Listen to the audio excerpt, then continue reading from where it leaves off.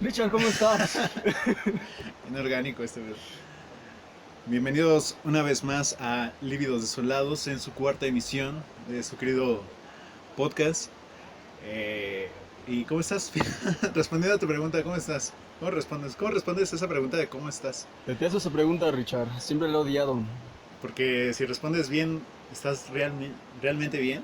No, porque estoy mintiendo. Pero si contesto la verdad, entonces la otra persona va a decir, ¿para qué le pregunté, no? Y yo también digo, ¿para qué le dije, no? Pues creo que si preguntas cómo, aparte de la cordialidad, quiero pensar que si preguntas cómo estás, aparte de ser un trámite social, como la verdadera máscara o la verdadera responsabilidad que hay detrás de esa pregunta sería, y si estoy mal, si te respondo que estoy mal, ¿estás dispuesto a aguantarme y a escucharme y tal vez no a darme un consejo, pero sí a pues, aguantarme, ¿no? Y también tú, güey. Si estás mal, ¿estás dispuesto a contar por qué estás mal? Ajá, tú estás dispuesto a abrirte a la otra persona. Eso es interesante, güey. Lo podremos analizar también. Y Pero, bien, bueno, ahorita le dejamos en formalidad, ¿no? Estoy muy bien, Richard. sí, De maravilla. bien, sí, yo también, estoy muy bien. Estamos grabando en el segundo Dinamo en la cabañita Tepozán, que nos dio permiso de grabar en sus instalaciones, en un ambiente Muy a rico. gusto, ¿eh?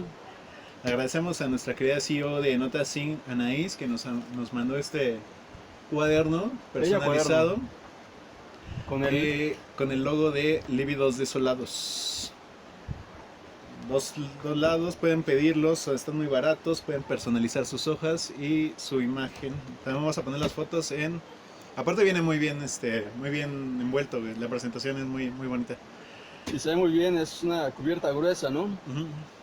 Y las hojas también, Richard. Hojas elegantes. Sí, son bastante elegantes. Ahora estoy ensuciando aquí con mi cerveza. Perdón, pero muchas gracias, Anaís. Vayan a su página NotaSync. Vamos a poner la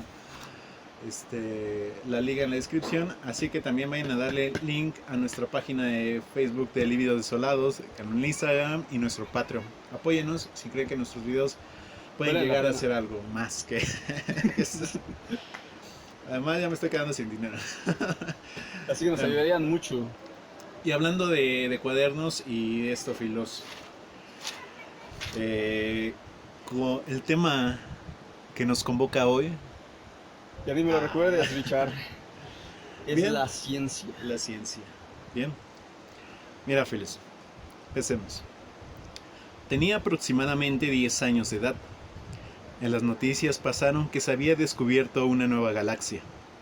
Asombrado, contemplaba la pantalla mientras mis ojos se desbordaban en lágrimas. No puedo describir en una sola palabra lo que sentí, pero sé que ese momento fue uno de los más significativos de mi vida para buscar la verdad. Buen día, tarde o noche. Esto es Lívidos Desolados. Y el tema que nos convoca hoy es, como ya lo ha dicho mi querido Luis, la ciencia. La verdad. Busquemos la verdad, ¿no? Y ¿La verdad de la ciencia o la verdad, Richard? pues en este caso mi pregunta fundamental fue responder qué es la ciencia. Creo que puede discrepar un poco con la tuya, pero el tema que nos dimos un chapuzón a investigar pues fue básicamente la ciencia, que es la ciencia, cómo funciona y tal vez no tan epistemológicos, pero también un recorrido histórico de la misma, ¿no? Y los de tus primeras percepciones de lo que tú opinabas antes, para ti que era la ciencia, ¿no? Pero ahorita ya tienes tal vez otro concepto, tal vez sea el Sí, mismo, pero pues, no sé. si te refieres a antes, hace 2 semanas, antes de comenzar a leer este libro que me este, dijiste, Ricardo, sí ha cambiado bastante mi percepción, ¿eh? Yo antes pensaba que la ciencia era algo así como magia, creo. Eran como verdades absolutas, como un libro en el que se postulaban enunciados que eran completamente válidos, absolutamente válidos. Ahora me di cuenta que no es así. Es como una religión. Porque sí se puede ver así, algo dogmático totalmente, como la ciencia, güey. Algo que está rigiendo los estándares, la vida misma, güey, la física, ciencias duras con la física, con la matemática, las ciencias filosóficas, sociales. Pues es un tema súper difícil. eh, si lo empiezas a estudiar desde tus preceptos lógicos, porque realmente cualquier persona puede responder. Para ti, ¿qué es la ciencia? Y a partir tal vez de su lógica o de las ideas que tiene preconcebidas puede responder a eso. Nosotros, a diferencia, hay situaciones en las que no podemos responder tan sencillo a esa pregunta tan fácil, ¿no? Y sobre todo es por la forma de proceder. La ciencia no es nada más un libro para postular verdades absolutas, sino que realmente es una mediación que nosotros tenemos con el mundo, una forma de proceder ante los objetos que nos rodean y ante nosotros mismos. ¿Qué objetos? Toda la diversidad que contemplas aquí, Richard, ¿Sí? ¿Todos son objetos? depende de qué postura de la ciencia. ¿Qué te parece ¿Abordes? que todos son objetos? Todos tienen un rol y todo tiene un significado. Y ahí podríamos partir inclusive de la misma episteme o de la misma, ¿cómo se llama esta palabra? Que fundamenta toda esta situación del significado de las palabras. Sí, ¿cómo? A ver. Así como su etimología. Ah. Es palabra tan sencilla. Las raíces Las raíces lingüísticas de los Estamos en esas significados. palabras. No, gracias, amigo. Adiós. Gracias, amigo. Bueno, ¿Qué más continuamos? Y bueno, respondiendo a esta pregunta de qué es la ciencia, se supone que todas las ciencias, valga la redundancia, deben de tener un cierto nivel de cientificidad. Que la cientificidad, pues, una cualidad de lo que es científico. la cualidad de lo, o sea, lo que es científico, ¿no? Y eso que nos dice absolutamente nada. ¿Y qué es científico? Pues, según la investigación, lo científico hay una exigencia de la presión y objetividad de la metodología de la ciencia que se utiliza. Oh. ¿Qué nos dice eso? Tampoco nos dice. Sí, creo que, bueno, por lo menos a mí no lo estoy comprendiendo, ¿eh? Exige en la presión, no, perdón, exige en la precisión, qué idiota ya. Perdón, audiencia. Dice, exige en la precisión y objetividad de la metodología de la ciencia que se utiliza. Que la metodología, pues, simplemente el procedimiento ordenado para hallar la verdad y enseñar esa verdad, ¿no? En unos pensamientos que puse, se suele decir que las ciencias sociales carecen de cientificidad. O sea que no somos tan científicos como creíamos que éramos, Filos. Bueno, yo siempre lo dudé a decir, ¿verdad, Richard? Bueno, voy a poneros en contexto. Creo que ya hemos mencionado que tú y yo estudiamos ciencias sociales, ¿no? Tú eres psicólogo educativo y yo estudio sociología. Para los científicos sociales es un problema la ciencia y cómo abordarla, porque nos encontramos con una disputa. El famoso problema de la explicación y de la comprensión. Perdón que siempre te dejo que atender a la cámara y no tenemos que nos ayude. No te preocupes. Ajá. La comprensión. En el texto que nos estamos basando yo y Richard para introducir lo que es la ciencia o contestar lo que es la ciencia, es Filosofía de las Ciencias Humanas y Sociales, nota histórica de una polémica incesante. Y ellos parten justamente de este problema, o sea, le dan un trasfondo histórico al problema de la comprensión y de la explicación. Aquí el problema surge entre la postura de la ciencia aristotélica, que es la comprensión, y que es una... Es el papito, es el ser, Padre Santo, es eso, Aristóteles, rifa. Bueno, y que busca, bueno, los enunciados en un fin... Bueno, ching, es que... Espera. Sí, sí, sí.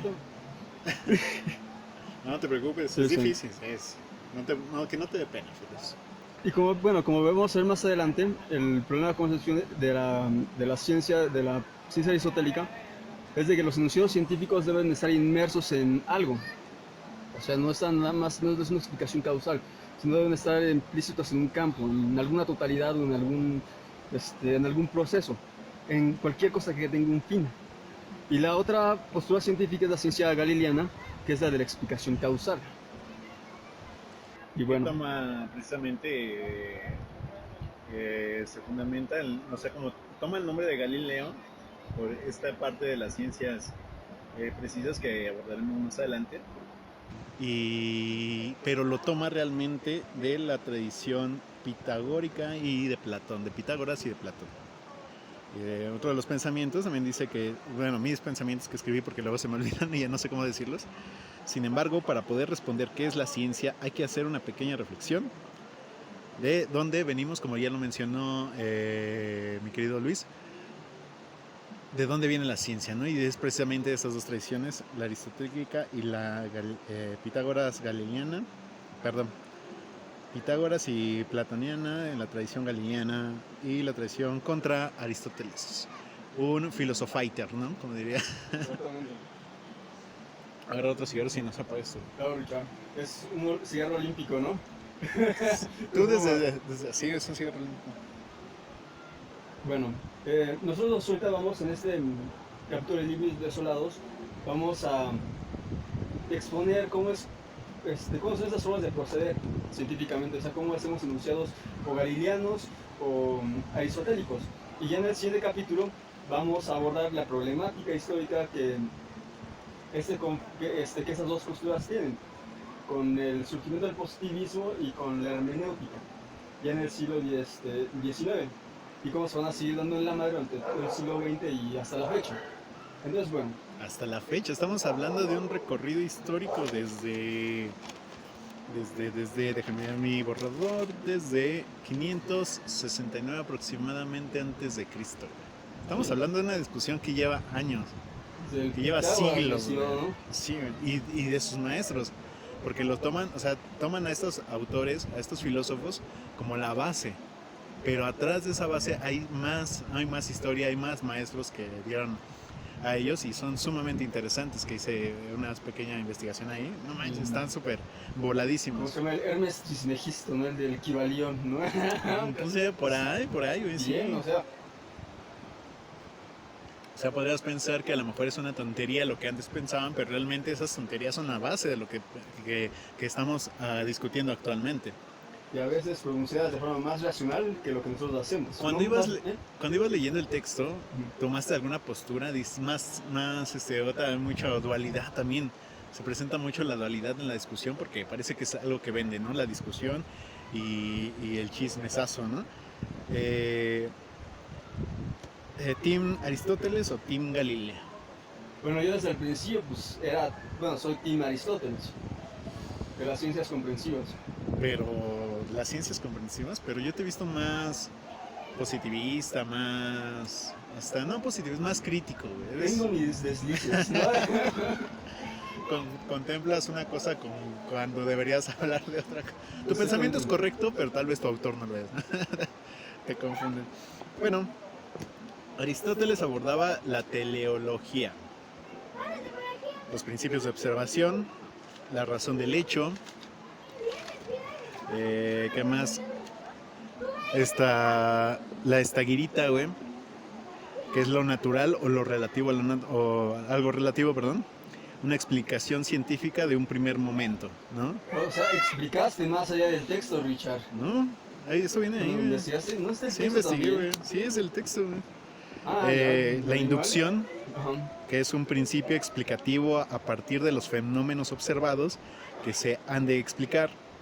En un segundo momento es deductivo, y esta deducción de enunciados de los fenómenos a partir de la premisa que incluía el principio explicativo. Hay una relación causal y un silogismo, que es de una premisa y de otra premisa. Esas dos premisas van a llegar a una conclusión. algo nuevo. Exacto. Las características más importantes, o a mi parecer, de este pensamiento que tenemos que tener en cuenta para realizar una reflexión, es la causa formal, la causa material, la causa eficiente y la causa final. Esta explicación, dice Aristóteles, que es la cientificidad adecuada. Y esto nos lleva nuevamente a la teleología, ¿no? El fin que deben de tener esta ciencia. Es lo que nos lleva Aristóteles, su fin, su causa final. No, ¿para qué te sirve más? Para ti, ¿A o sea, dónde va? ¿a dónde va? ¿A dónde va? O sea, ¿cuál es el fin de todo lo que estamos? Si hay la... No podemos controlar todo, no tenemos... No, como pueden ver, no tenemos todavía cientificidad adecuada como para... Sabemos a lo que nos arriesgamos. Nos podemos hacer transparentes como el Bin Chui Han. Se pierden en el contenido. Se vuelven uniformes, ¿no? Es parte del color, ¿no? Es que... bueno. También hablaba Aristóteles de la substancia, la esencia universal. Hay que buscarla. Tuvimos, antes de hacer esto, siempre lo empezamos a hacer para transmitir nuestras ideas, más allá de solo tomar y discutir nuestros pensamientos, a veces sin alguna base científica. Simplemente empezamos a tirar ideas que cuando empezamos a leer textos vimos que teníamos razón, ¿no? Con lo que decía la otra vez de Kierkegaard. O sea, yo había pensado eso, que el alma estaba... Y también lo dicen aquí, güey. Que el alma es... que la conciencia es el alma, ¿no? Ajá, la conciencia es el alma. Y que yo te decía que ahí siempre debe de haber una... podemos llegar a nosotros puros, encontrarnos como nosotros puros, ¿no? Nosotros puros, o sea, sin mediación en nuestro contexto, ¿te refieres a eso? Ajá. Sí, no sin mediación del contexto, pero sí, es que no podemos, no somos una isla. No podemos decir, no podemos negar que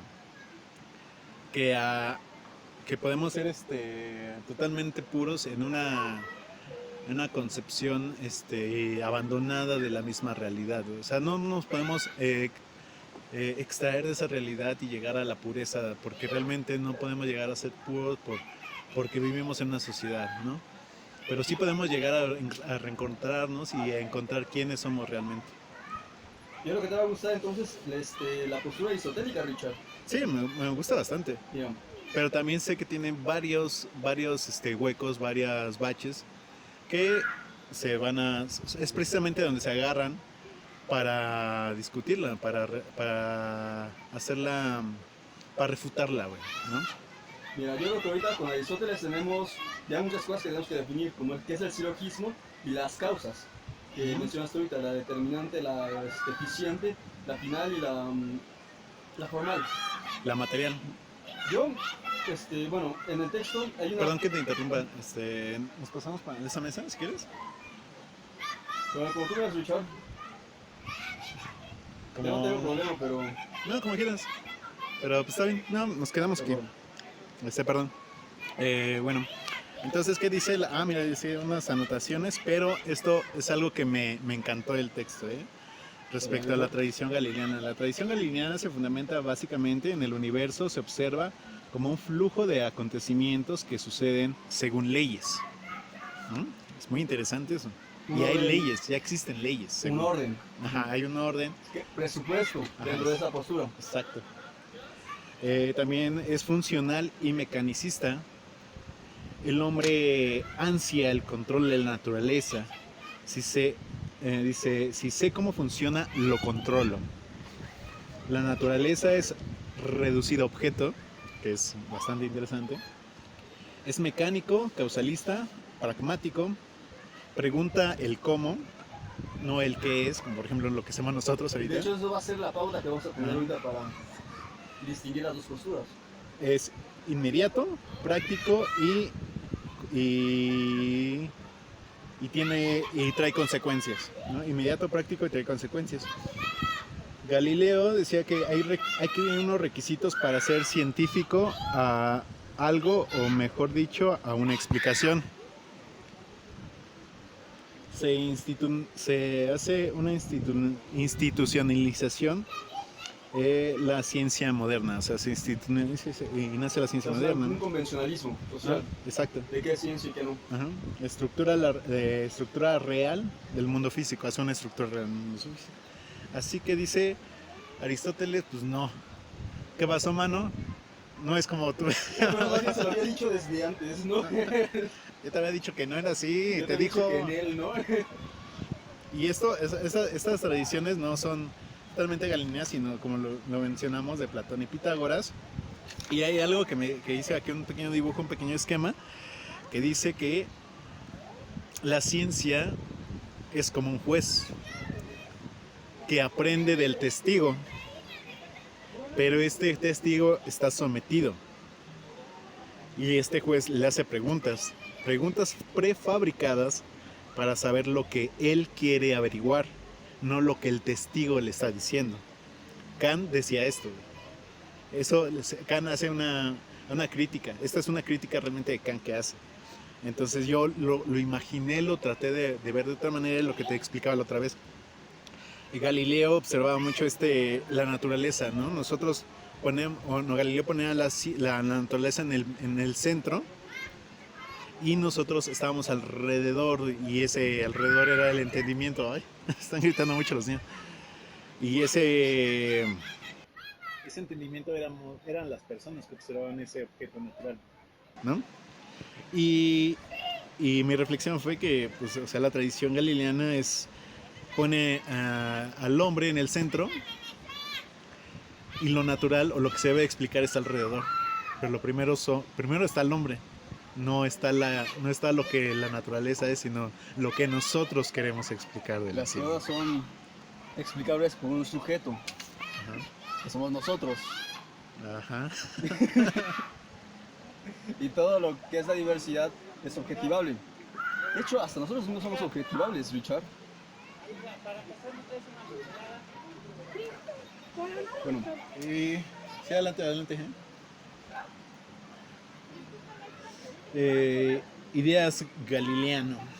Tenemos unas ideas galileanas. Ah, sí, claro, las ideas galileanas, porque también separé Galileo, Pitágoras, Platón, para podernos inmiscuir, ¿no? Si quieres, ¿lo quieres revisar o quieres aportar algo a la conversación? No, yo creo que comenzamos con bueno, estamos desarrollando las ideas de la postura aristotélica. Yo creo que hay un concepto que no se menciona de hecho en la lectura, pero que nos ayudaría mucho a abordar a Aristóteles, que es el concepto de entelequia. ¿Qué es la entelequia, Filos? La entelequia, Richard, excelente pregunta. Tú siempre tienes las preguntas adecuadas. Las preguntas adecuadas, ¿no? Y yo tengo las respuestas equivocadas. No es cierto. Filos sabe que lo respeto mucho, es una persona muy inteligente y en el aspecto académico podemos inclusive decir que se puede, como decía el Filos, se puede objetivar al Filos mismo. Es que ese es mi cariño que le tengo y por eso le digo así. A Luis como ya lo repito, es que ya te estoy besando mucho los talones. Sí, demasiado. Es como cuando empiezan unas conferencias en la universidad. Bueno, ya ni modo, ahorita conseguiremos más lumbre, Richard. Bueno, la entelequia la podemos concebir como un ente que ya tiene sus potencialidades. Sus potencialidades potenciadas. No, que ya, o sea, es un ente, es algo que existe, pero que ya tiene en sí mismo potencialidades internas a desarrollar. Por ejemplo, una semilla es la entelequia de un árbol. Una semilla no es un árbol, pero la semilla, o sea, por sí misma, ya tiene en sí las potencialidades que lo van a convertir en el árbol. Entonces, lo que vamos a estar viendo es el desarrollo de la semilla, desarrollando esas potencialidades que no importa, o sea, realmente del contexto. El contexto puede obviamente afectarlo, porque puede impedirlo, pero ella como tal va a desarrollar las potencialidades hasta convertirse en esto. Ese es un proceso y es más o menos el concepto de esencia que se tiene de las cosas. Una esencia no es una cosa en sí, esto es esto, no. Una esencia es un proceso inmerso en el tiempo, que va desarrollando sus potencialidades y se va desarrollando así. Entonces, por lo tanto, es una situación, es algo que tiene una causa final. Y por lo tanto es comprensible en cualquier momentos por el desarrollo que tiene. O sea, siempre va dirigido hacia un fin. Pero dentro de esos procesos, cada proceso es distinto. Sí, porque cada quien tiene potencialidades distintas. Nosotros, por ejemplo, desde que somos un feto, desde antes de ser un feto, ya tenemos una potencialidad interna que nos está haciendo desarrollarnos, y hasta que seamos ancianos y nos caemos como momias. O sea, ya hay una potencialidad que está desarrollando en nosotros, un proceso. La sociedad, por ejemplo, también tiene potencialidades que se van desarrollando a lo largo del tiempo. Por eso la postura aristotélica es muy útil a las ciencias humanas, porque nos da una comprensión. Nosotros estamos en un momento, ¿no? Podemos explicar nuestra realidad social por explicaciones causales, pero al fin y al cabo tenemos una historia. Si comprendemos la historia, comprendemos un orden. Ya no estamos hablando de un orden geométrico como el de los galileanos, estamos hablando de un orden interno, potencialidades que están desarrollando. Entonces, si nosotros estudiamos la historia, encontramos esas fuerzas que están desarrollando en nosotros y podemos comprender cómo van a... No, muchas gracias. Sí, gracias. Cómo van a efectuarse en el futuro, o sea, qué es lo que se puede esperar de ellos. Es lo importante de las ciencias galileanas para nosotros, de las ciencias aristotélicas para nosotros. Para nosotros, para mí también, me estás imponiendo. También la psicología o sea, tú estás inmerso en una situación histórica, Richard. Entonces, por lo tanto, hay potencialidades históricas que te determinan, o sea, inclusive tu personalidad y demás cosas que le gustan a los psicólogos están inmersas en ese contexto. Es un flujo de fuerzas que están desarrollando. Perfecto. Uf, estás que ardes, Filos. No puedo discutir porque estás dando muy puntual, muy certero, perdón. Ahora, por esto es la situación de la pregunta galileana generalmente es ¿para qué? Es un para qué, pero ¿hacia dónde va esto? Y ahí te voy. De las ideas galileanas, mis ideas dice que, pongo que el hombre se pone se pone en medio mientras los acontecimientos naturales dan vueltas alrededor de él. No es, yo soy el todo. Bueno, como el ser humano, se pone el ser humano así. Pero hay que explicar cómo surgieron las ciencias galileanas, Richard, que es muy interesante ese asunto. Sí, a eso voy. Dice, otro pensamiento es para el surgimiento occidental de la tradición galileana, se conjugaron la labor de los humanistas pitagoro-platónicos. El humanismo italiano. Exacto. La fe cristiana, el capitalismo incipiente del siglo XIII y el surgimiento de la burguesía. Estamos hablando que lo que estamos discutiendo ya es algo que se ha estudiado, que se ha trabajado bastante. Lo repito, tiene muchísimos años. Es una discusión bastante interesante y muy larga. Sí, justamente en el desarrollo del capitalismo nos remite un personaje que nos agrada mucho, Richard, que es Dante Alighieri. Justamente Dante Alighieri, cuando tenía sus disputas en Florencia, que tuvo que ser corrido, era justamente ese periodo del capitalismo incipiente de las ciudades-estado italianas. Para que vean en qué periodo tan maravilloso surgió el capitalismo. Arriba. ¿En qué contexto, no? Arriba el capitalismo. No me gusta, pero surgió bien, ¿no? Es otro tema que podemos discutir. Pero sí, de alguna manera aportó y ha aportado y sigue aportando el capitalismo. Y también otras ideas, güey. Sigue aportando. Sí, ¿En dónde vives? ¿En dónde vives? En Capital. En el centro capital, porque se llama Capitalis. Vivimos en me explotó la tacha del conocimiento. En el periodo histórico de la humanidad. Hashtag me explotó la tacha. Hashtag me explotó la tacha del conocimiento. Luego dice que otra idea mía dice que hay que buscar la verdad de las cosas, los datos duros que deben de tener orden, utilidad y pragmatismo. Teoría filosófica, la única verdad en cualquier acción o acontecimiento proviene de considerar su efecto práctico, lo práctico sobre cualquier otro valor. Utilitaristas hasta el... Y aquí viene uno de tus amantes, Francisco Bacon, el padre de la filosofía filosófico-científico. Ahí hice otras anotaciones, pero esos hay que desarrollarlos. Bueno, entonces te decía Manix. ¿Qué crees, Manix? Ahí el chismesazo de estas ideas galileanas, que eran como Pitágoras. Pitágoras, como te mencionaba, nace en 569 a.C. aproximadamente y fallece 475 a.C. Dicen que es el primer matemático puro. El primer matemático puro. Dice. Semi-religiosa y semi-científica sus ideas. Obviamente, ¿no? Alumno de Ferédiques, Tales y Anaximandro. Y tú me preguntarás, ¿quiénes son estos tipos? ¿Quiénes son estos filósofos, ¿no? Estos vagos, ¿no? ¿Dijiste Pericles, Anaximandro y quién más? Ferédiques. Ferédiques. Perdón audiencia, Feréquides. Ese sí, no tengo ni idea. Pues por eso, mira, yo hice mi investigación puntual. Ferédiques fue a Egipto estudió matemáticas en Egipto. De ahí también estudió teología y, ¿qué crees? Predecía cosas. Feréquides hace un puente entre el pensamiento mítico y el pensamiento presocrático. Aristóteles dice que su obra es una mezcla de mito y filosofía. Porque creo que no sé si sepas, pero antes no estaba la escritura establecida como tal, y todo se empezaba a transmitir a partir de diálogos, nada más. Diálogos. De diálogos. O sea, como lo que tú y yo establecemos, Richard. Ajá, pero, o sea, tú vas contando acá, no, pues te vas de party y empiezas a contar una odisea con las de Homero. Esa es una tradición lingüística en el sentido de, o sea, nada más de comunicación, de plática. Ay, ¿qué crees? Mira, te cuento esto. Eso son... Sí, porque en la plática yo te puedo decir que estás diciendo pura mamada y en ese caso se corta el diálogo, según te he entendido, ¿no? Para dialogar tiene que haber una reciprocidad, ¿no? En la comunicación. Ok, continuando, Sas dice que Sas, Z-A-S, es el que vive. Decía Feréquides, Sas, así. ¿Sas? Sas. O sea, esa palabra significa el que vive para Feréquides.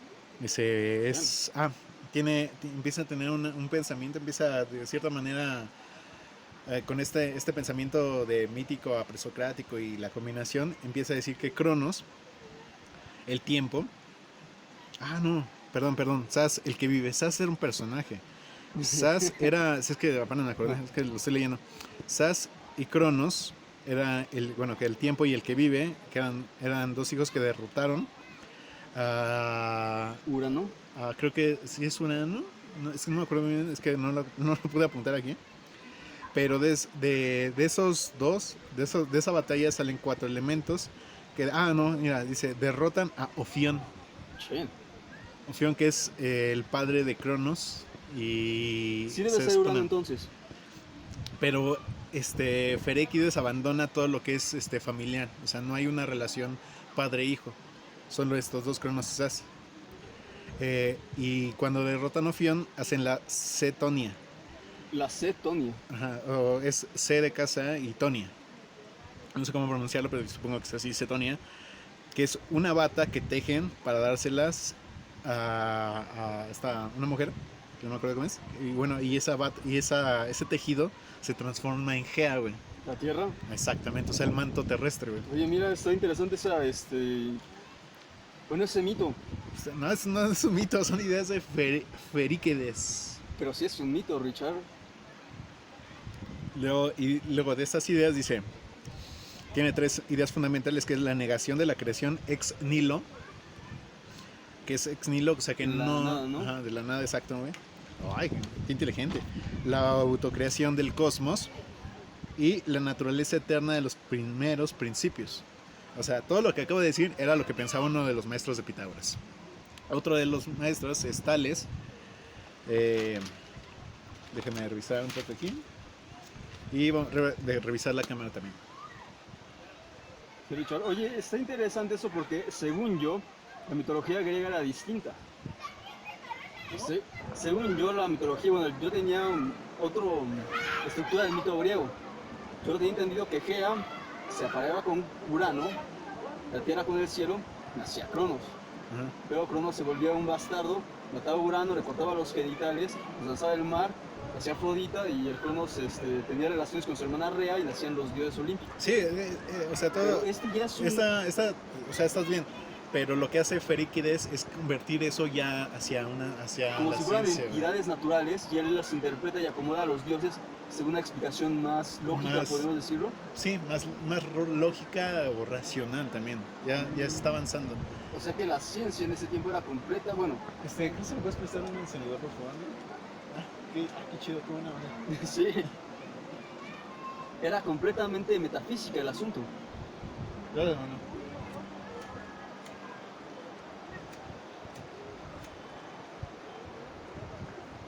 Gracias. Perdón por esa interrupción. Entonces, bueno, lo que dice, o sea, pero este vato era...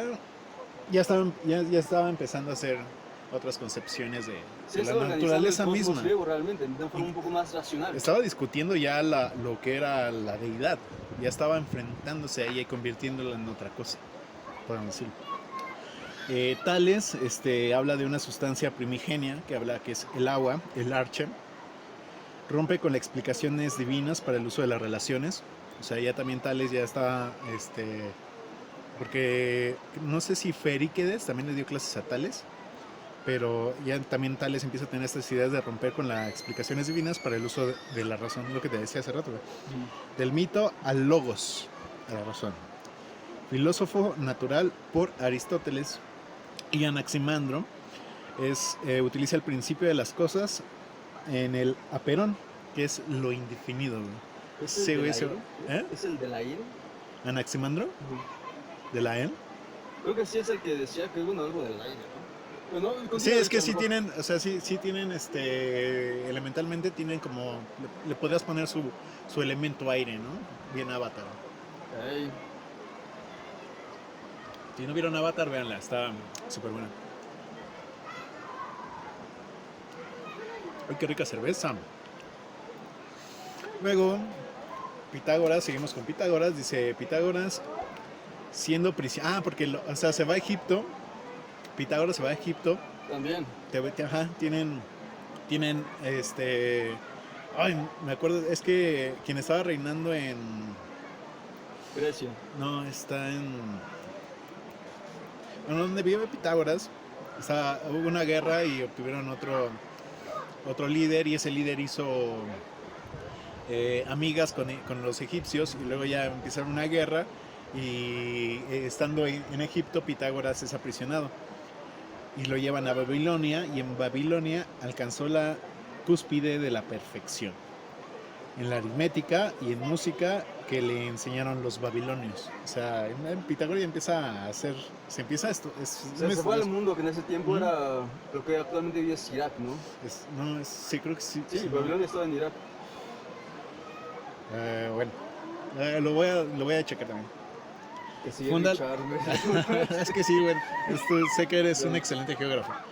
Dice, funda la escuela filosófica y religiosa en Crotón, llamada Matematikoi. Pitágoras. Perdón. Sí. Los cuales seguían reglas estrictas, las cuales eran que en su nivel más profundo la realidad es de naturaleza matemática, que la filosofía puede ser usada para la purificación del espíritu, que el alma puede elevarse para su unión con lo divino, que ciertos símbolos tienen significado místico, que todos los hermanos todos los hermanos de la orden deben observar estrictamente lealtad y guardar actitud secreta. Actitud secreta, o sea, para no difundir el saber. Muchos decían que Pitágoras, Aristóteles y otros eran un poco hasta fantásticos, eran como místicos. Tenían prácticas ocultas. Ocultismo, ¿no? Tenían como su ocultismo, pero eran como tal vez recelosos, quiero pensar que eran recelosos de su conocimiento. Como las logias norteamericanas y europeas, ¿no? Actuales, tienen sus logias, ¿no? Y tiene algo que me gusta de este pensamiento mexicano, que tiene este misticismo también muy profundo, enraizado en su cultura.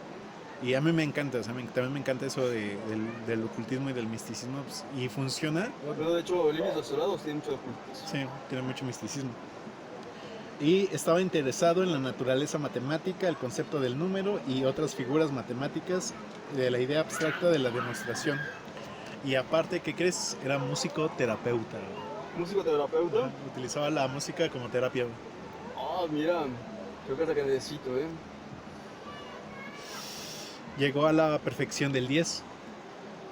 Es el que ponía 10 en los ensayos, ¿no? No, decía que el 10 era el número perfecto porque tenía los 4 números primos, 1 más 2 más 3 más 4, era 10. O bueno, es 10. ¿Sí? Te creo, Richard. Y aparte hace un triángulo perfecto. Inclusive hice un dibujo, dije, ay. Ese triángulo es el triángulo perfecto. Porque dice, pon puntos. Y así pon un punto. Eso es, háganlo también en un cuadernito ahí que tengan. pon un punto, luego pones 2 puntos, luego pones 3 puntos, luego pones 4 puntos y unes todos los puntos y hacen un triángulo perfecto. Che, es un triángulo obtuso, ¿no? No, Disculpa, es que Richard, depende cómo lo olvidé mis clases de geometría. el famoso teorema de Pitágoras no es de Pitágoras. No es de, ya que los babilonios lo conocían desde 1000 años atrás, güey. O sea, eso son de 1500 antes de Cristo, más o menos. Sí, aquí y también decía, encontré una parte ahí muy sencilla, muy bonita. Decía Venus, es que tiene Venus, o sea, era también observar las estrellas. Y que Venus era la estrella de la mañana. Y la estrella de la mañana luego se reproduce en otras cosas como ocultismos posteriores. Sí, el diablo, ¿no? Ajá, dicen, pero realmente es Venus, como lo veía Pitágoras. Sus ideas filosóficas veía el alma como un número con movimiento propio, en un camino de mateficosis hasta su purificación, encontrando o alcanzando el entendimiento. Todos los objetos existen y estaban fundamentalmente compuestos, cerebro como el lugar geométrico del alma, y en la ética que discutíamos en los libros de los pasados decía que era mutua amistad, altruismo y honestidad. Ese fue Pitágoras con Platón. Es mucha información, gente. Sí. Platón, ya nos pasamos a Platón. Él vivió con estos valedores que, que vámonos ¿Vivió con ellos? Convivió, o sea, porque Platón es más joven. Ajá, Platón estuvo 50 años convivió 50 años con Pitágoras, Platón. Pues estamos hablando del 400 antes de Cristo. Exactamente, 427 antes de Cristo y 347 antes de Cristo, en la Atenas griega. Platón, o el ancho, porque le decían, ay, estás bien ancho, estás mamado. Estás bien. ¿No? Y sus amigos. Sí entiendo cómo es el asunto con los griegos, Richard. Pudo ser su nombre real Aristócles, no Platón. Dicen algunos estudiosos que su nombre real puede ser Aristócles. Pudo ser muy probablemente valedor de Sócrates en la juventud. Bueno, según yo sí, porque de hecho era su discípulo de Sócrates. Él se encargó de escribir porque Sócrates no hizo, o sea, los diálogos de Sócrates. Ajá. Es que hay unos que dicen que sí, que no, que sí y que no lo convenció. Bien. Lo convenció, lo conoció, perdón. Bueno, de hecho, en esa idea, queriendo hacer su carrera política, Platón, y después de la restauración de la democracia en Atenas, después de las mencionadas, es la guerra de Peloponeso. Después de la guerra de Peloponeso, cuando los espartanos se daban en la madre con los atenienses. Que terminó ganando los espartanos, por cierto. Platón, ¿qué crees? Se devastó. Se devastó porque ejecutaron a Sócrates. Y él abandonó esa idea de ser político. Y abandonó a Sócrates también, porque cuando fueron sus juicios, tengo entendido que Platón se dio la fuga. Lo traicionó como a Jesucristo, lo traicionó Judas, güey. Su mejor amigo, güey. Richard, porque Platón se como fue. Tú. Lo dejó solo bebiéndose, ¿no? Ah, sí. En su casa todo vomitado. Sí, ahí te ves, ¿no? ¿Por qué te vas, Filo? ¿Por qué te vas, Luis? No me dejes solo con mi soledad. Y nada más desde mi terraza te gritan, Filos! ¿En serio es eso, Richard? No, claro que no. ¿Y qué crees también? Viajó a Egipto, conoció el reloj del agua, que después se implementó en Italia. En Grecia, perdón. Conoció en Italia las ideas de Pitágoras, dándole inspiración. Pensaba. Hay que hacer una mención ahí. Era la Magna Grecia. El sur de Italia en ese tiempo eran colonias griegas. De varios pueblos, era de corintios, atenienses y espartanos también. Porque en ese tiempo los pueblos itálicos eran pueblos bárbaros. Nada más, una precisión mamona, tú sabes, Richard. Está bien, ¿no? Está bien. Datos interesantes. Conoció en Italia las ideas de Pitágoras, donde la inspiración pensaba, pues las matemáticas son la forma más precisa y definitiva del pensamiento del cual somos capaces. Fundó su academia, dedicada a la investigación e instrucción de la filosofía y ciencia, y comprendía que existía una complejidad en escribir su teoría filosófica a partir de los diálogos. Él pensaba que o sea, mi diálogo pues, es difícil de entender, ¿no? Ya lo hablábamos en El mito de la caverna, episodio número 1 de Lívido Desolado. Si no lo han visto, vayan a verlo. Decía, no, es que mis ideas sí están medio densas, pero le puedes entender platicándola con tu compa.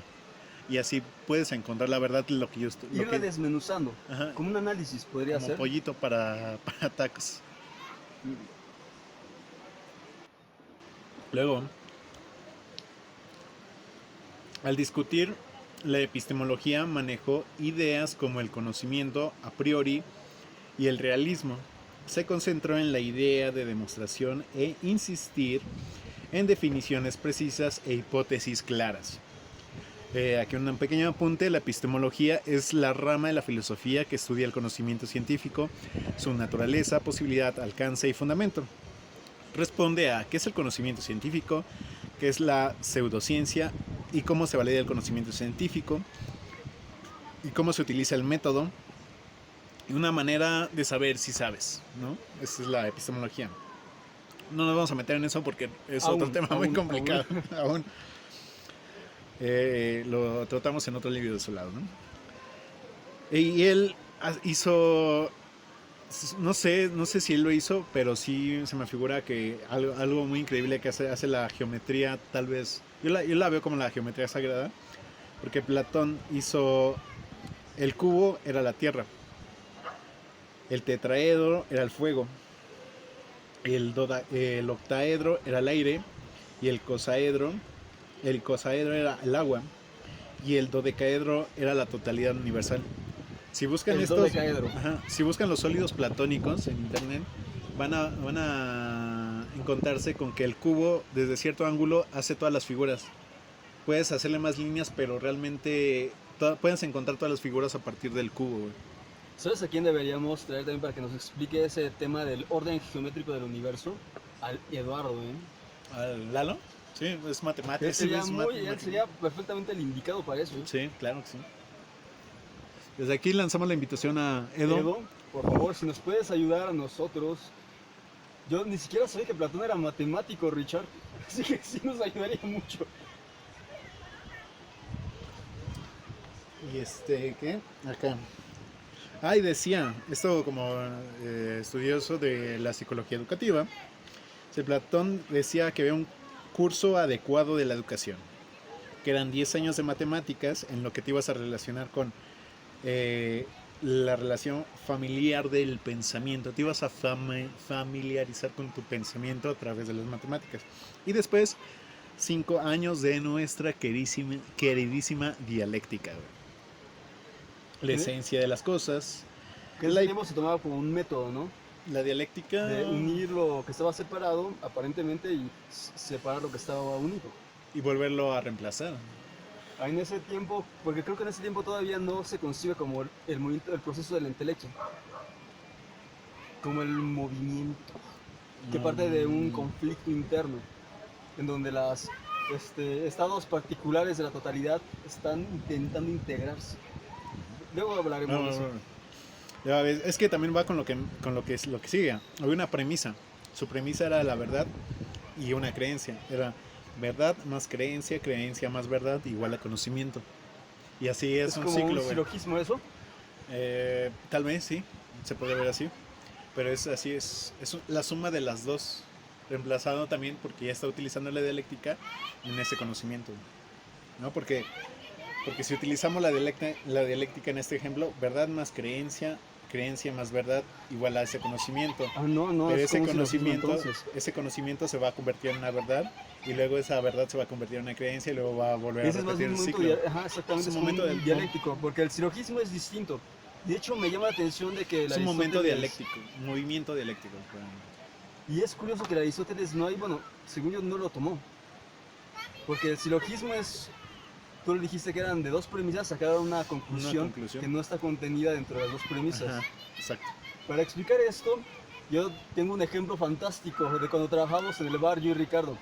Hay una canción que le gusta mucho a Ricardo, que es de reggaetón, que una parte dice, si no hay playa... No, si hay sol, si hay sol, playa. hay playa. Si hay playa, si hay, playa, hay alcohol.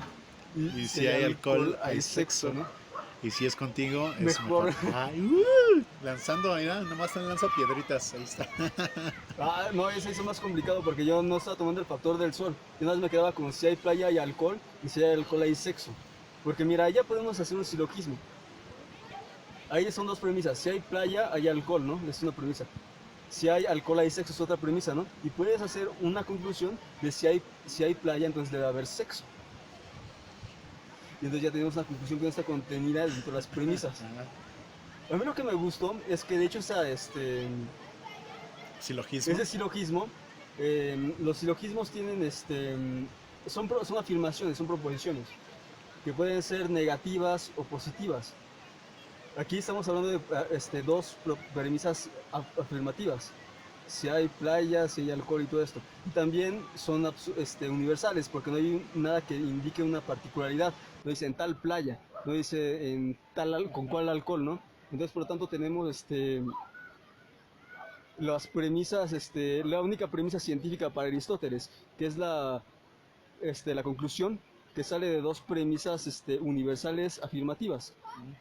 Si hay playa, hay alcohol, y si hay alcohol, hay sexo. Sería como el movimiento así de la verdad absoluta de que si hay playa va a haber sexo, forzosamente.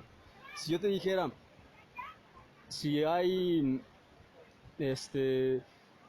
playa, puede haber alcohol, y si hay alcohol, no hay sexo. Lo que quiere decir el silogismo es de que si hay playa, tal vez hay sexo. Entonces ya ahí ya sea distinto, pero esa es la mecánica del silogismo, pues. Si ya lo demarcas más, se lo puedes marcar más en una teoría positivista, sería ya más remarcado como si hay... No, es que realmente es lo mismo, ¿no? O sea, es que no, es una idea universal, como bien lo mencionas. Mi idea, bueno, no me hagan caso. Pero también, por ejemplo, puede haber silogismos particulares y negativos. Por ejemplo, si yo digo, si hay playa, puede haber alcohol, y si hay alcohol puede haber sexo. Bueno, ya llegaremos a una conclusión también. Bueno, continuamos. Pero sí. La ciencia es un juicio verdadero acompañado de razón. Esto lo dice Platón en su Teteto. En el Teteto, sí. Tenía la idea geocéntrica. Posteriormente, en la academia, o los académicos de su academia, pueden encontrarse la idea ya heliocéntrica. O sea, a partir de su idea que nosotros éramos el planeta Tierra... Era el centro del universo, ¿no? Y ellos ya lo empezaron a manejar como el Sol es el centro del universo. ¿O sea, eso ya desde Platón? ¿Ya no tenía heliocéntrico? No de él, sino de ya de sus académicos. De sus alumnos. discípulos, ¿no? Los que vinieron después. La academia. Ajá.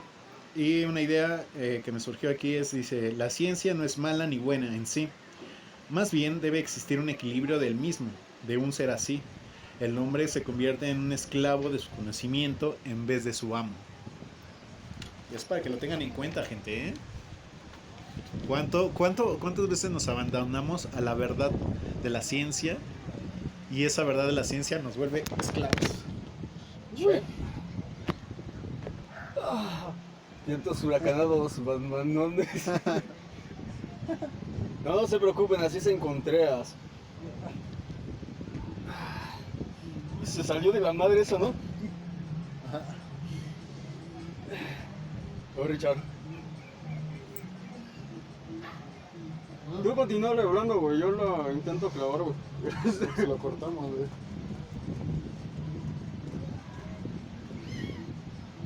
¿Les ayudó o así está bien? No sé. Es que no sé si lo estamos haciendo bien. Sí, es que tienes que girarle. ¿Debo hacer como excavarle? Ajá. Disculpa, ¿tienes baños?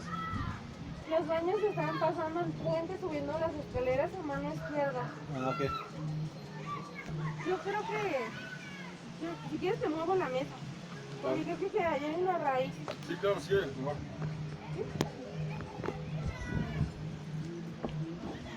Pero sigue ahí, ¿no? Yo la cargo y está. Por favor. Yo creo que ahí está bien. De lobo, ¿no? Sí.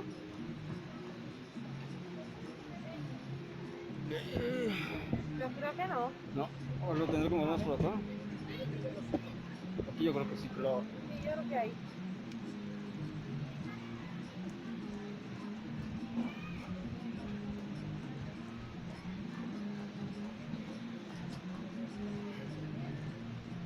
Yo creo que así está bien. Sí, yo creo que está ahí.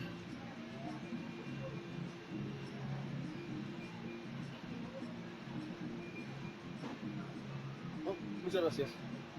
Permiso.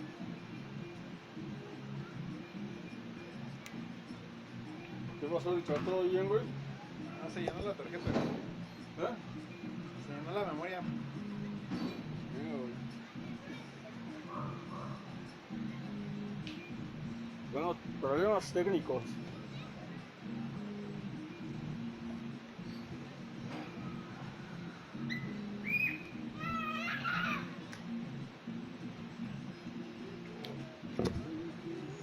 ¿Sigue grabando? Sí, el mío sí. Sí, a mí también. Hay que dejar que siga grabando. No, O ponle pausa mejor, güey. Capítulo 4, regresamos. Es que estamos, ya terminé mis notas finos. Ahí están los planteamientos de las premisas de lo que pensaba Platón y Pitágoras, que después son retomadas por el pensamiento galileano, diciendo que hay que buscar la perfección. Hay que buscar lo que es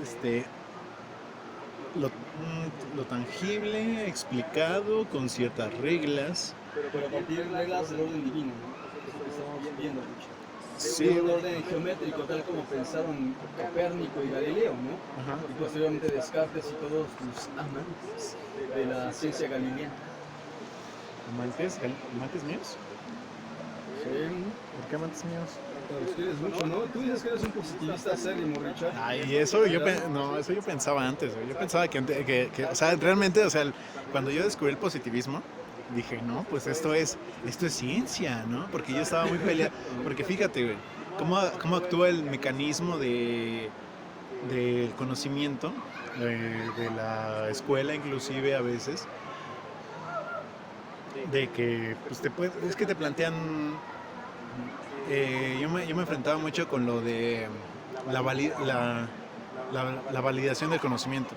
Si yo tengo una idea, y tengo una idea muy buena, que era por ejemplo lo de que te expresaba y que he expresado varias veces, creo, no sé si ya lo dije en el podcast, pero que hablaba de la hiperrealidad a través del lenguaje. Tú puedes llegar a decir la verdad y esa verdad no tiene que ser necesariamente dañina, simplemente es realidad. Es una realidad para ti, pero ya cuando empiezas a investigar y a tener más conocimiento, pues no es tan sencillo aterrizarla, güey. Es más complicado. Entonces, pues, tal vez era una idea muy buena, pero pues como no estaba validada científicamente, pues no me la iban a hacer. Podría ser una tesis de eso, pero si no va con los preceptos de este dogma de la ciencia, no va a ser bueno. Decir, no. No, o sea, simplemente es un ejemplo, o sea, de lo que yo pensaba. Y pues a veces sí te enfrentas con esas cosas y dices, ay, el sistema te rige de cierta manera, aunque parezcas que eres libre.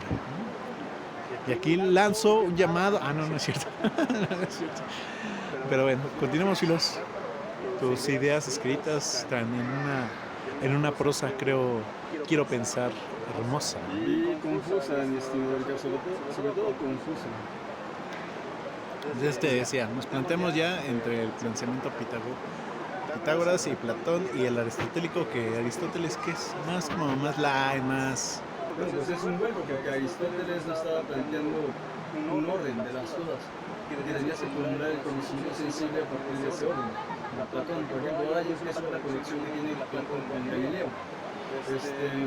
Aquí en mis notas voy a leer, recuperar el valor de la abstracción y derivación de la ciencia. O sea, Galileo retoma eso de Platón. Arrinconar complicaciones empíricas en conceptos ideales. Lo que estamos viendo aquí es de que la ciencia galileana debe fundamentarse idealmente, de una forma formal para que me entiendan, o sea, no parte de inducción, debe ser de un conocimiento deductivo. Tiene que partir de un orden, o sea, presupone un orden que tiene las deducciones lógicas para ordenar nuestro conocimiento de la diversidad. No es inductivo, es deductivo. Exactamente, o sea, no es inductivo, digo. ¿Dijo lo contrario? Dijiste que no era deductivo, sino inductivo. Ya, no es al revés. Es inductivo. No es inductivo, sino es deductivo. Lo que hace entonces es que parte de la observación del conocimiento sensible del fenómeno y luego formula matemáticamente ese conocimiento. ¿Cómo podríamos decir esto, Richard?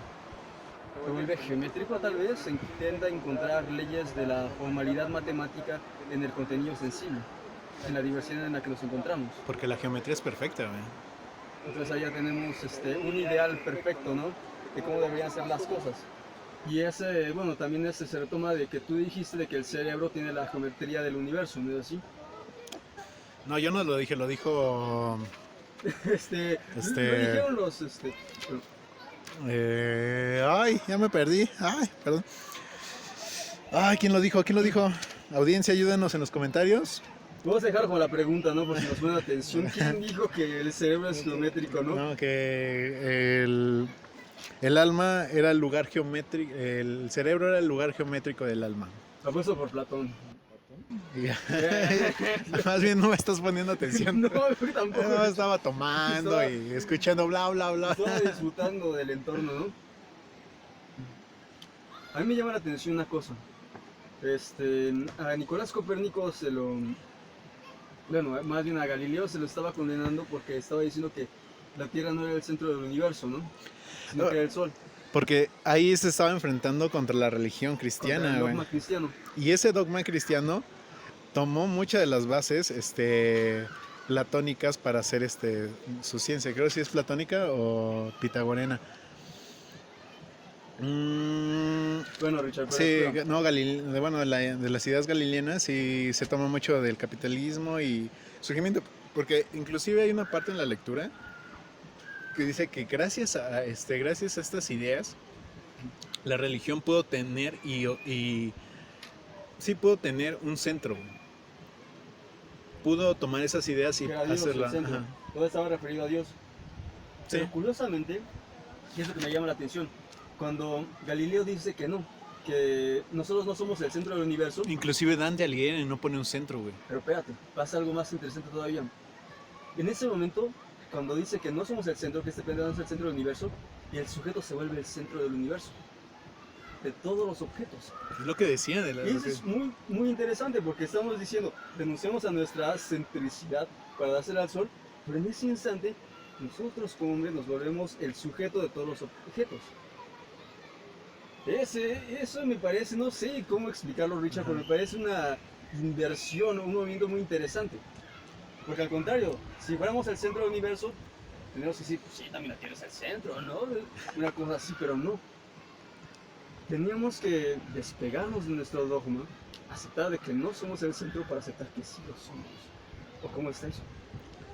Desapegar, o sea, abandonar nuestra idea dogmática, porque realmente es una idea dogmática de que nosotros somos el centro del universo, porque Dios es el centro del universo. Así se pensaba antes. Abandonamos esa idea dogmática para nosotros, en primera, abandonar a Dios en el sentido de que es el centro del universo.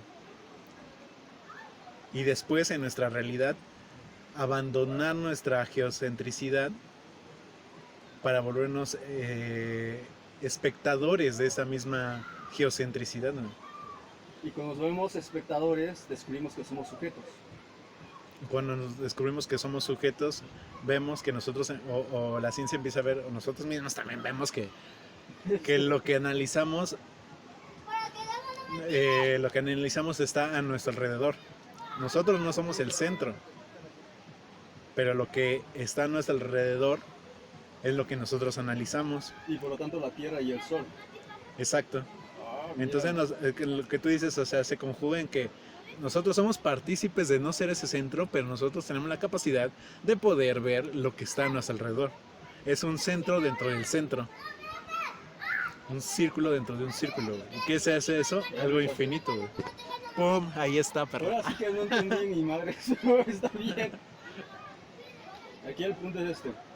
Al renunciar a ideas dogmáticas tenemos una mejor perspectiva, podríamos decirlo así. Sí, pero realmente es como realmente abandonar esa idea dogmática también nos da una carga enorme en la explicación de qué es el centro. Es lo, por ejemplo, que respondemos a la pregunta qué es la ciencia, pero qué realmente puede ser la ciencia, y ese es otro tema. No te preocupes, ahorita tenemos a Mario Bunke en esta hoja para explicarlo. Vine preparado para esto. Pues ya cambié todos mis cartuchos, ya solté a mi Exodia y ahora toca, ¿no? Que se vea la discusión aquí, que tú eres un positivista. No es cierto, no es cierto. Bueno, la ciencia, su método y su filosofía. En las primeras hojas, Mario Bunke dice que las matemáticas y la lógica son una ficción. Y Mario Bunge lo dice, o sea, yo no lo estoy diciendo, yo me deslindo de cualquier. Y Mario Bunge que dice que el psicoanálisis es una pseudociencia. Y, o sea ese cabrón no digamos, no es de estos que se buscan por toda la comprensión y que dicen, no, la comprensión es ciencia y lo demás es una cosificación de la realidad. No, aquí la solución que tenemos, bueno, el problema que tenemos es de que los sistemas matemáticos y lógicos son sistemas formales. Eso quiere decir de que no se aprende la realidad por ellos. O sea, nada nos dice la realidad, la matemática y la lógica. ¿Por qué? Porque son leyes, ¿no? Es su conocimiento formal, o sea, es formas nada más. El contenido, o sea, lo que podrían ser las ideas fácticas como la biología, como la sociología, porque de hecho él dice que sí son ciencias.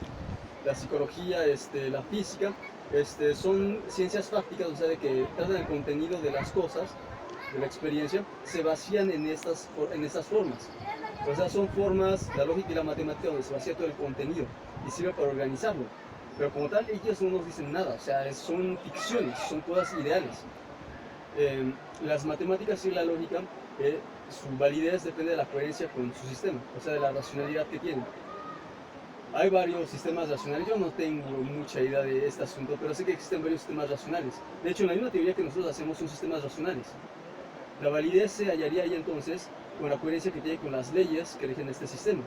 Pero una proposición, un enunciado que sea racional en un sistema podría ser completamente irracional en otro. Exacto, sí, y es la cuestión. Las matemáticas y la lógica entonces se podrían valer por sí mismas en sus validez, pero las ciencias fácticas no. Y eso es lo curioso, porque las ciencias fácticas no solo requieren de la racionalidad formal, requieren de la experimentación y del contraste objetivo, o sea, con la prueba empírica. Y ese es el asunto, la prueba empírica lamentablemente pues no podemos decir que es formal. Ahí ya está Mario Bunge rompiendo con la ciencia galileana, porque está diciendo que no hay un orden geométrico del universo. Me suena muy críptico, ¿no? De la escuela, ¿qué es? La escuela la escuela crítica, ¿no? De la teoría crítica de Frankfurt. Sí, me suena mucho a eso. Lo que tú me estás diciendo me suena, o sea, lo poco que he leído para el siguiente episodio, me suena, me timbra mucho eso. ¿Por qué? Porque la teoría crítica se arremete contra la ciencia positivista, porque dicen, es que tú no puedes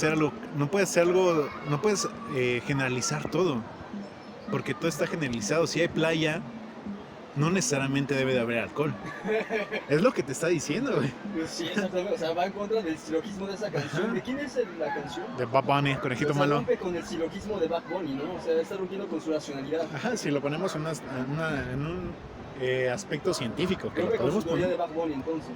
Ajá, lo que dice. O sea, no necesariamente debe de haber eso, porque tú lo estás generalizando. Entonces, si lo generalizas, es una ley universal para todos, de la historia, de la ciencia. Entonces, la teoría crítica, lo poco que he estudiado de ella, es que dice, no, ¿cómo puedes atrever a decir eso? ¿No? Va por ahí tu autor que le dice, Durkheim, ¿ok? No, Mario Bunge. Burgen. Bochum. Bunge, Richard, de hecho es argentino del... Que lo debo Descanse, pues, que lo debo decir. Bochum, donde quiera que esté, pibe. Muchas gracias. Que termine pronto. Continúa, Filos, por favor. Bueno. No, bueno, tú voy a leer una cosa, Richard, y tú empiezas a hablar mejor, güey.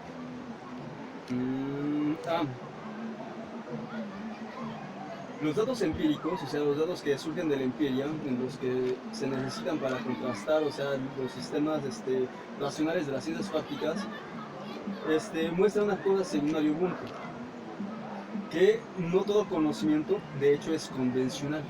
O sea, no todo es convención social, por así decirlo. Vemos en la empiria cosas que no se pueden negar.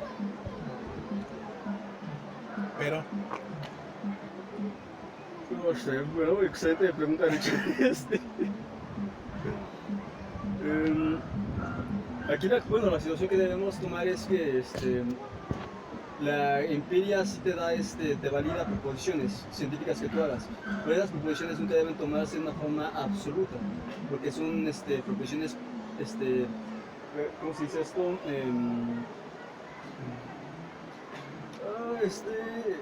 Disculpe, se me fue la palabra, son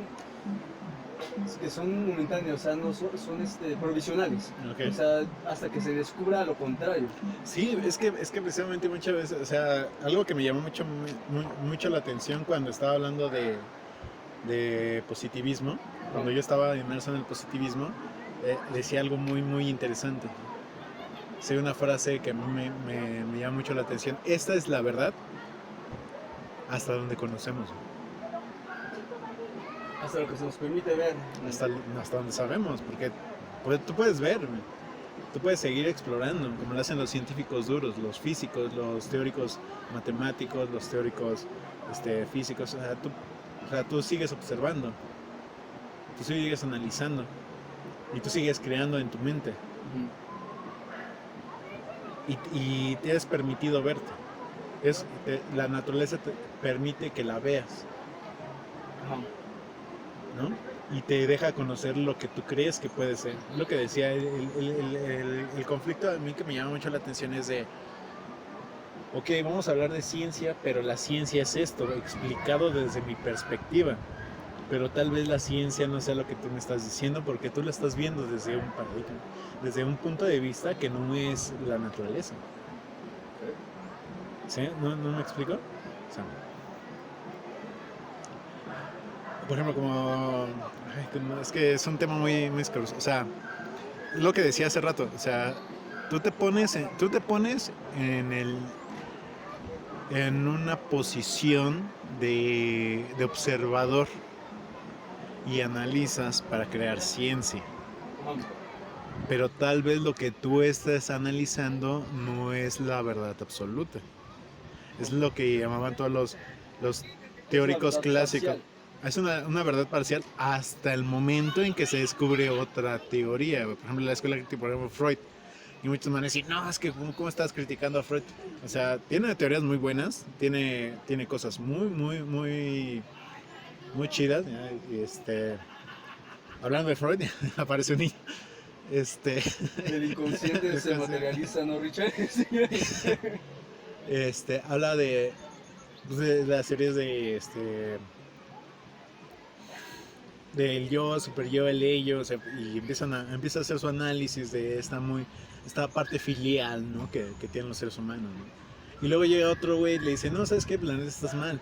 O sea, tú tienes esta idea, pero lo estás ya dogmatizando. Tú estás haciendo una generalización de las conductas humanas que están sucediendo. Y tú no puedes hacer eso. Porque eso ya no es ciencia, sino ya se empieza a convertir en una regla. Una religión, podemos decirlo así. No una religión, porque hasta la religión es criticable, güey. Yo creo que se empiezan a ver más como reglas severas y reglas que se pueden castigar. Porque la religión la puedes criticar, ¿no? Pero si ya empieza a ser un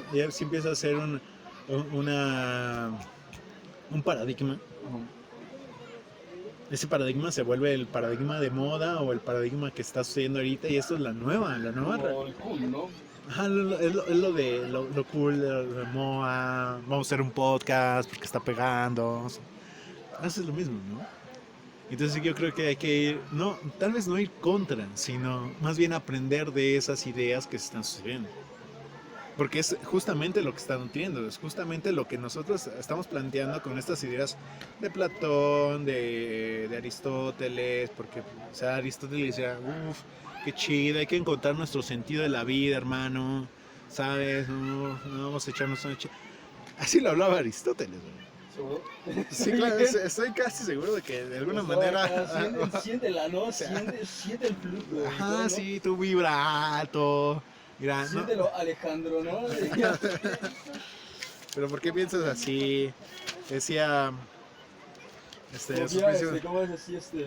Confía en la fuerza. Ajá, tu causa, güey. O sea, ¿cuál es tu causa, hermano? Así cuando Alejandro Magno estuvo en Gaugamela dijo... Apagó la computadora del caballo, güey, y entonces empecé a decir, no, tengo que actuar con instinto, ¿no?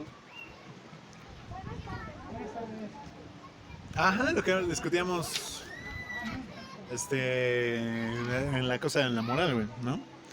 También esta idea creo y estoy casi seguro que Freud la retoma, güey, del caballo. La metáfora del caballo, de los dos caballos, el crapuliento y el honorable, el noble, y el tú como la razón.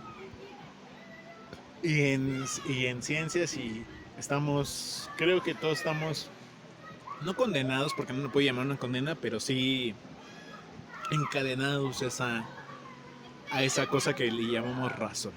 Creo que se nos dio también una definición de razón. La racionalidad es siempre la coherencia que tienes con un sistema racional. No importa qué sistema racional sea, puede ser un mito, puede ser una religión. La racionalidad siempre va a partir de que tú estés siendo coherente con las reglas y con lo que se está proponiendo en ese sistema. Entonces, por lo tanto, si tú tienes una ciencia que tenga un sistema racional y te confundas con otra ciencia que tenga otro sistema racional, entonces estamos viendo dos tipos de razones. La razón no es una situación que sea única, por así decirlo. Depende del sistema. Ahora, depende del punto donde estés observando. Sí, o sea, depende de lo que tú sepas, o sea, de lo que estructura tu mente, de lo que tú piensas que son las premisas fundamentales del mundo, del universo.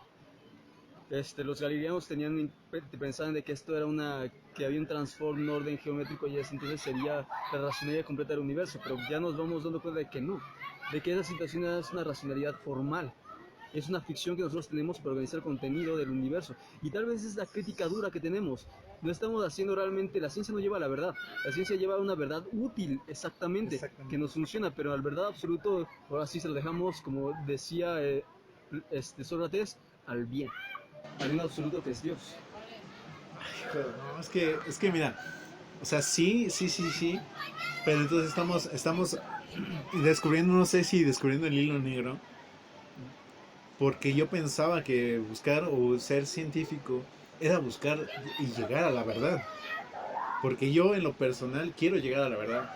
¿Cuál verdad? La verdad absoluta. ¿Cuál es esa verdad absoluta? También decía Sócrates o Pitágoras, que de hecho aquí traigo la nota, que creo que lo dije anteriormente, que solo al que no conoce a Dios, el que no conoce las matemáticas no puede conocer a Dios, porque no conoce sus reglas, porque no está estructurado así. O sea, desde mi perspectiva, o sea, porque yo quiero buscar la razón. ¿Cuál es esa razón? Pero ¿cuál es el fin? ¿No? Y el fin es muy individual, pero ¿cuál es el fin de las cosas que estamos haciendo? Ahí estás volviéndote aristotélico, mi estimado Richard. Sí, porque es que estamos yendo de allá para acá, solo en estos puntos, solo estamos yendo de allá para acá en estos puntos. Esa razón es a lo que yo a lo mejor inocentemente accedí a estas nuevas ciencias, o a estas ciencias, porque realmente son relativamente nuevas. Entonces, ¿cuál es ese fin? O sea, ¿cuál es la razón? Tenemos una razón absoluta y queremos encontrar una verdad absoluta. Pero ¿cómo vamos a encontrar esa verdad absoluta de las cosas? No tengo ni idea, porque ahorita lo que estoy observando es que la ciencia está siendo simplemente práctica para nuestros fines. Nuestros fines como seres humanos. Nos estamos limitando. Y ahí, curiosamente, la ciencia aristotélica da el pie adelante. Porque la ciencia aristotélica no está presuponiendo el sistema formal que los humanos tenemos para comprender, bueno, para organizar el contenido de la diversidad del mundo, como lo entendía con un orden geométrico, no.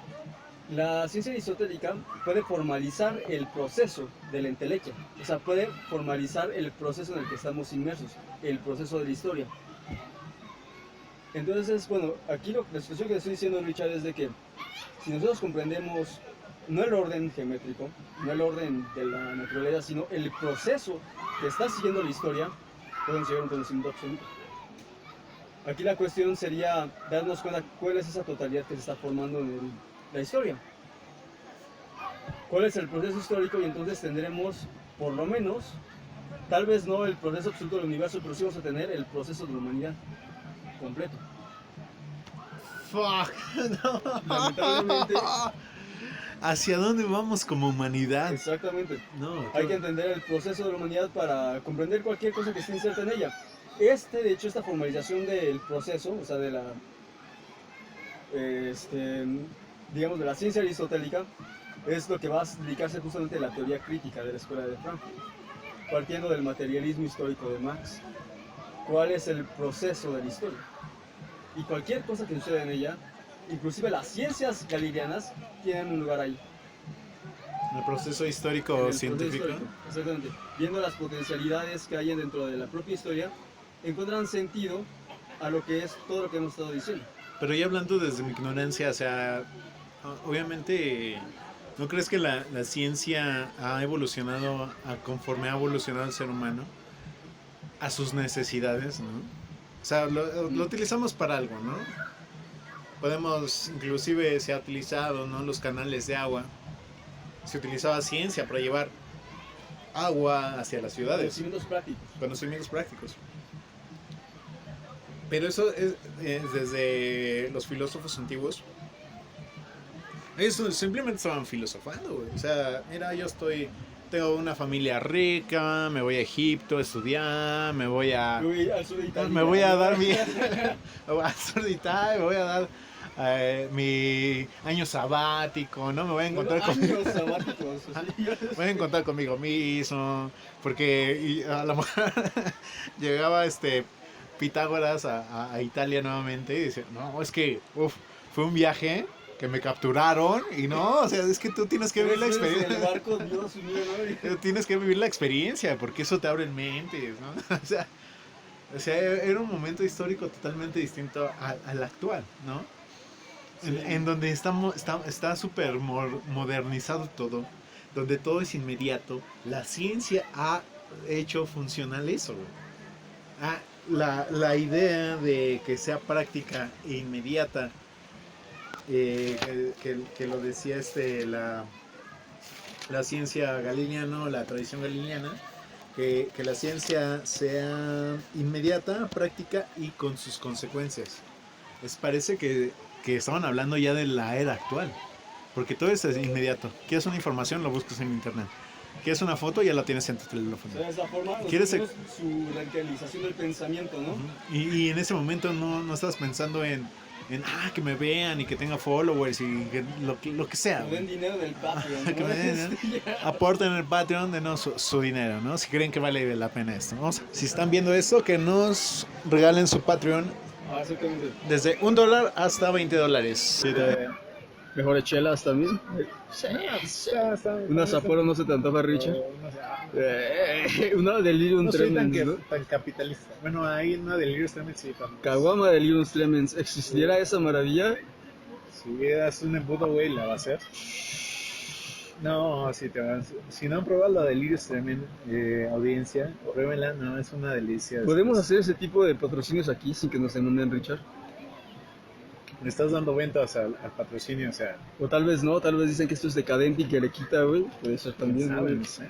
Pero depende de ustedes. De acuerdo. ¿Cuánto llevamos del podcast? Como 1 hora y media. 1 hora y media, sí, claro. O sea, hay que empezar a cerrar, Richard. ¿Sí? ¿Cómo se cerrar esta parte, Filus? De hecho, digo que, bueno, ya hemos... Porque ya nos estamos metiendo en un aspecto ya más... Me interesa lo que traían tus hojas. Me interesa mucho lo que traían. A mí también me interesan, pero creo que... Por favor, a ver, analízalas un poco más, date un clavado. Bueno, yo creo que he dicho, bueno, lo que quería decir de las hojas lo he dicho. Que tenías mucha discusión. Sí, Richard, creo que sí he tenido mucha discusión, güey. O sea, hay cosas muy, te he dado enunciados que tú no has podido contrarrestar todavía. Es que yo no te lo estoy contradiciendo, porque no has tocado mis fibras sensibles. ¿Cuáles son tus Por fibras ejemplo, sensibles? A ver. yo no te puedo decir cuáles son mis fibras, tú la tienes que descubrir. Por ejemplo, inclusive que tú eres muy dialéctico, ¿O yo? yo te puedo decir que eso no tiene ningún sentido, güey. La dialéctica no tiene sentido. No tiene sentido, güey. ¿Por qué crees que no tiene sentido la dialéctica? Porque no tiene ningún... Bueno, mejor dicho, ¿qué sentido. concibes como dialéctica para poder decir Lo que decimos, semejante la atrocidad? idea, o sea, una idea con otra idea, luego esa idea se va a sustituir. Así es como surgió la dialéctica. Ajá. O sea, como romper con lo que es aparente. Cuando estás en cualquier situación histórica, el logos está estructurado de tal forma en que hay proposiciones que están unidas. O sea, te une objetos y te separa objetos. La dialéctica, para ser crítica, dice no. Hay que romper con esa apariencia, hay que separar objetos y hay que unir lo que está separado. Y de esa forma puedes comprender un poco mejor la realidad, o sea, reorganizarla dentro del propio logo, o sea, dentro de la propia teoría. Ya la dialéctica posteriormente se volvió un poco más compleja. Pero es que si utilizamos el logos, porque no tiene sentido reemplazar una teoría con otra, porque esa teoría va a ser reemplazada.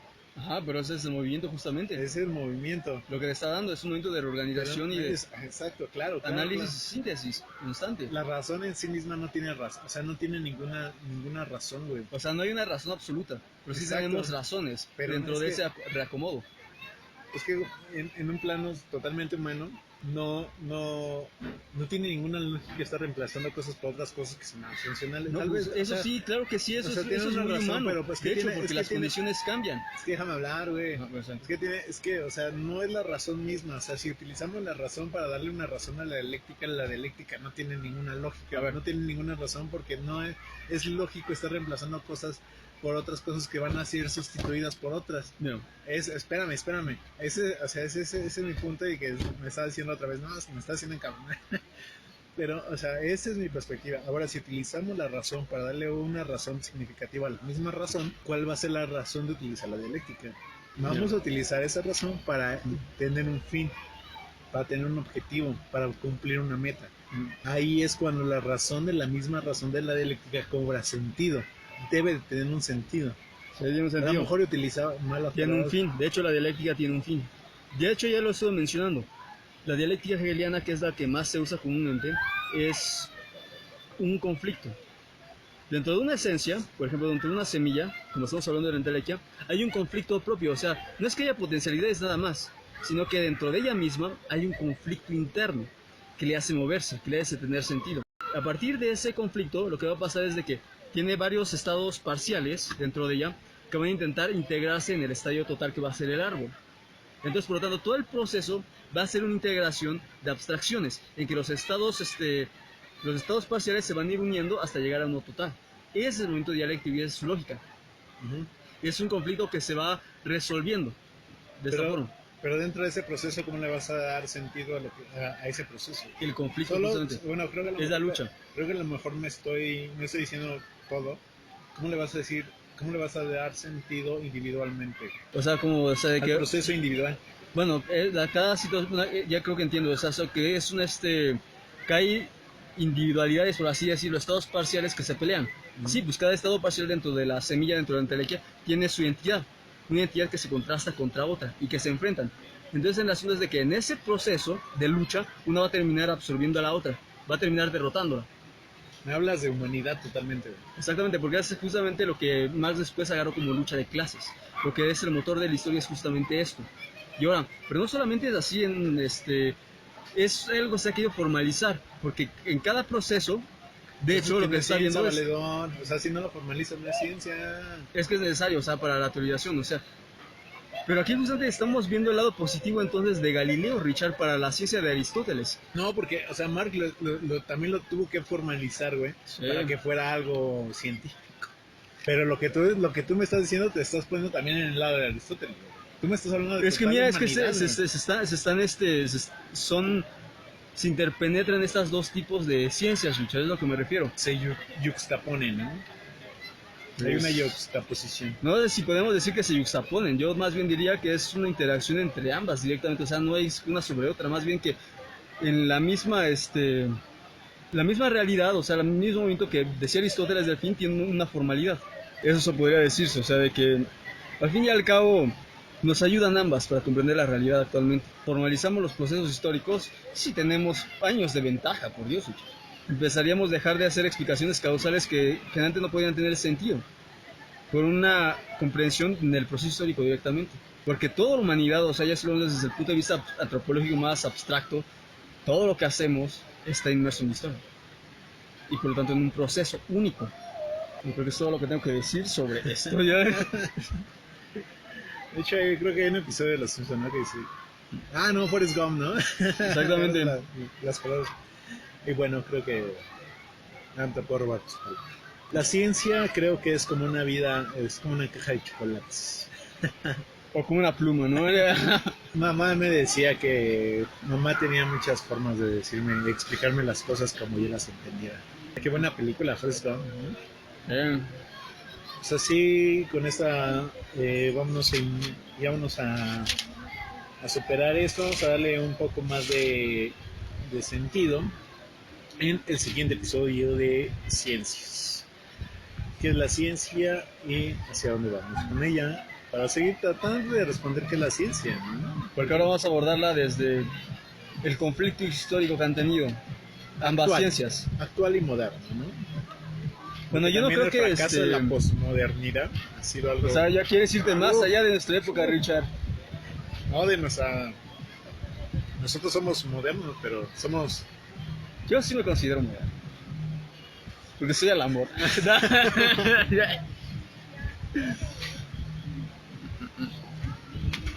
Bueno, entonces yo creo que concluimos con este episodio que se alargó bastante, muy interesante.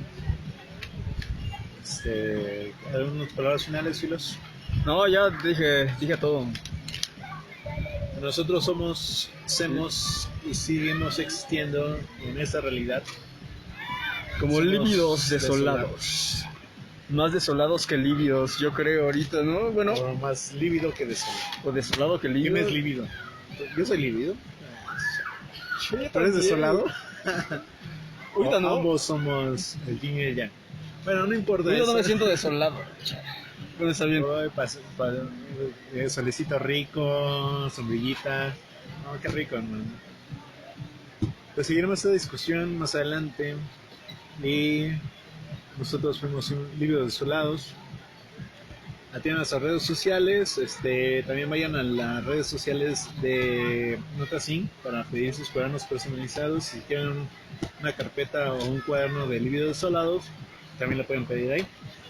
La mercancía oficial de Lívidos Desolados. Y nos vamos. ¿Que tienen permiso? Hasta luego.